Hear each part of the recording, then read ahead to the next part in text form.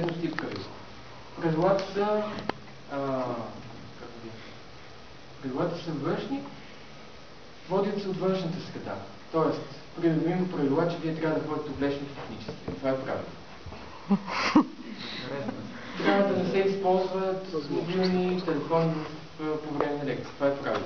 Тоест, то се налага навън и вие трябва да го спазвате. Вие нямате контрол. Просто го следвате. От другата страна имате ценностите. Ценностите са във вас.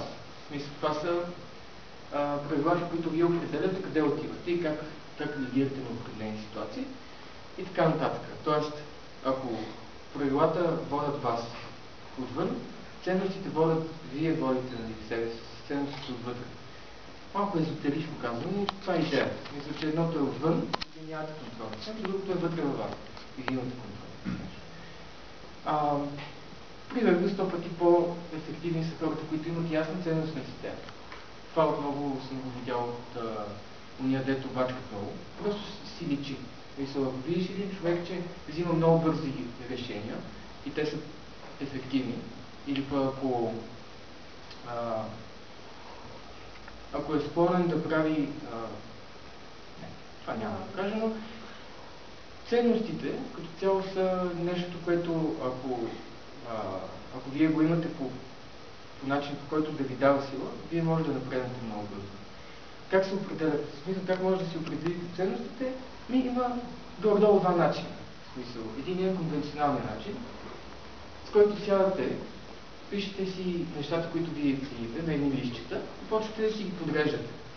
И подреждате си ги. И това е един процес, до който достигате до един куп на неща, които вие осъзнато знаете, че цените свободата си повече от това да ви плащате добри.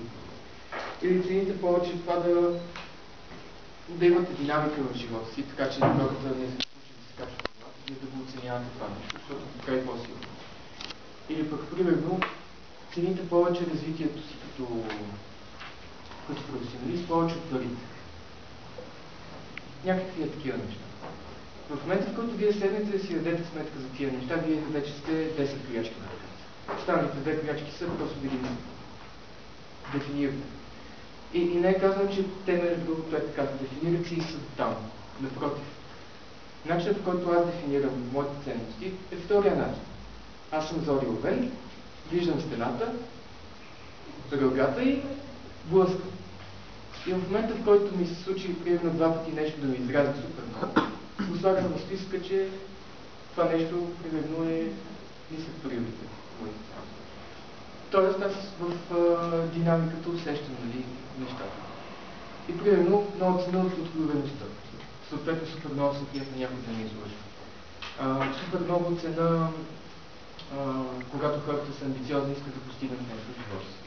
Съответно се чувствам емоционално изнасилен, когато някой ми говори за неща, които са извън моя начин на мислене. Примерно някой започне да ми обяснява колко се зле